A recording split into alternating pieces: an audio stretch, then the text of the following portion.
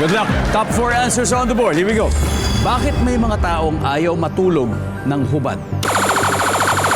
Marcy. Malamig. Basic. Malamig. Marcy, pass or play? Final round. Play. Yeah, let's go, let's go, let's go play. Shernan, eto na, huli na. Ba't kaya may mga taong ayaw matulog ng hubad? Kasi baka may makakita. Baka may makakita. Nandiyan ba? Shy, kasi may roommate. Baka nahihiya. Jerome, ikaw ba natutulog ka bang hubad? Hindi. Hindi, no? Ba't kaya? Hindi komportable. Hindi komportable. Wala. Iba kasi pag meron talagang nakadikit sa balat, di ba? Nandiyan ba yung hindi komportable? Hindi sanay. Abdul, tatapusin na natin ito. Ba't kaya may taong ayaw matulog I got ng hubad? this. Ako kasi, personal based on my own Oh. experience to. Ang tipid sa damit, wala kang labahan. Oo, sa bagay. Di ba, ano? Nandiyan ba ang matipid? Wala. Marcy, ulitin ko ha.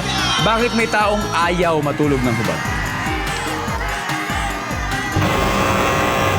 Sherman, one last chance. Bakit may mga taong ayaw matulog ng hubad? Kasi ihi ng ihi. Dahil? Nilalamig. Pwede. Dahil nilalamig. Dahil ihi ng ihi. Wala, para pareho na yun. David, bakit may taong ayaw matulog ng hubad? Siyempre, ano yan, umiiwas sa kagat ng lamok or insekto. Jade, Baka kabagin, kuya. Kabagin, Shanti, Oh, baka kagatin ng lamok. kagatin ng lamok, Lizelle. Bakit may taong ayaw matulog ng hubad, Lizelle? Baka kagatin ng insect. Meron! Naranasan mo na ba yun? Oo, ganun talaga.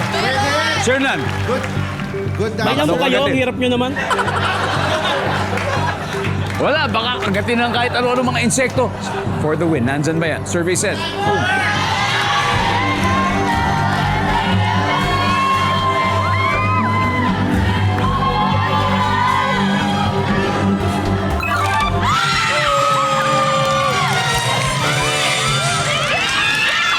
Ang ating final score, Team Kumpisal, 365, Team Sinampal. Tari guys, 261 points.